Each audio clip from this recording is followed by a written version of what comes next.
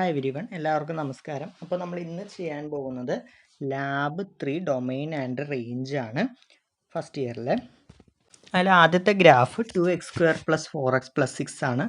Domain എല്ലാ വാല്യൂസും പറ്റും, so 6.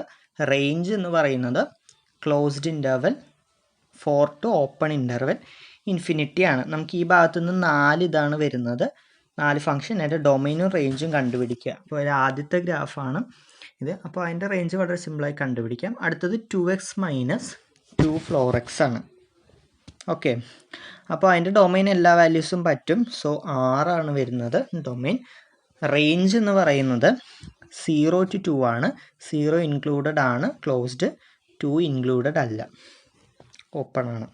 അപ്പോൾ അത് ശ്രദ്ധിക്കുക. എല്ലാത്തിനും 2 മാർക്ക് വെച്ചാണ് അതിൻ്റെ ഡൊമെയിനും റേഞ്ചും കണ്ടുപിടിക്കുന്നതിന് വേണ്ടിയിട്ട് വരുന്നത്. സിമ്പിളാണെന്ന് നോക്കി ചെയ്ത് കഴിഞ്ഞാൽ കിട്ടുന്ന ഒരു സംഭവമേ ഉള്ളൂ.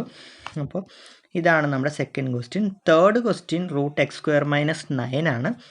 ഡൊമെയിൻ എന്ന് പറയുന്നത് r മൈനസ് ക്ലോസ്ഡ് ഇൻ്റർവൽ -3 3, അതായത് -3 മുതൽ 3 വരെയുള്ള ഭാഗത്ത് വാല്യൂ ഇല്ല. റേഞ്ച് എന്ന് പറയുന്നത് closed interval 0 to open interval infinity ആണ്.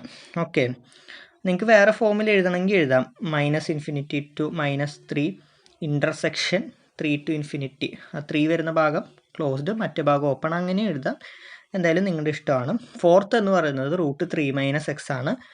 ഡൊമെയിൻ വരുന്നത് -∞ to 3 ആണ്. 3 included, closed, infinity open. Range എന്ന് പറയുന്നത് closed interval 0 to open interval infinity ആണ്. ഓക്കെ, അപ്പം നമ്മുടെ ആദ്യത്തെ സെക്ഷൻ കഴിഞ്ഞു. ഇനിയുള്ളത് ഒരു ഗ്രാഫ് കൺസ്ട്രക്ഷനാണ്. ഗ്രാഫ് തരും, അപ്പോൾ ആ ഗ്രാഫ് നിങ്ങൾ കൺസ്ട്രക്റ്റ് ചെയ്യണം കമാൻഡ് ഉപയോഗിച്ചിട്ട്. ഓക്കെ, അതിപ്പോൾ തന്നെ എന്തായാലും വരും. ഇപ്പം 2 പാർട്സ് പീസ് വൈസ് ഫംഗ്ഷനാണ്. ഓക്കെ, അപ്പോൾ ഇവിടെ വരുന്നത് if x <= (0) x² - 2, if x <= (0) CLX. അങ്ങനെയാണ് ടൈപ്പ് ചെയ്യേണ്ടത്. അപ്പോൾ നമുക്ക് ഈ ഫംഗ്ഷൻ കിട്ടും. ജസ്റ്റ് കമാൻഡ് ഒന്ന് എഴുതി കൊടുക്കുക, ഫംഗ്ഷൻ എഴുതുക. അപ്പോൾ ഇത്രയേ ഉള്ളൂ ഇന്നത്തെ വീഡിയോ. എല്ലാവർക്കും മനസ്സിലാകുന്ന വീഡിയോ ഇഷ്ടമായി like, share, subscribe and comment. Thank you.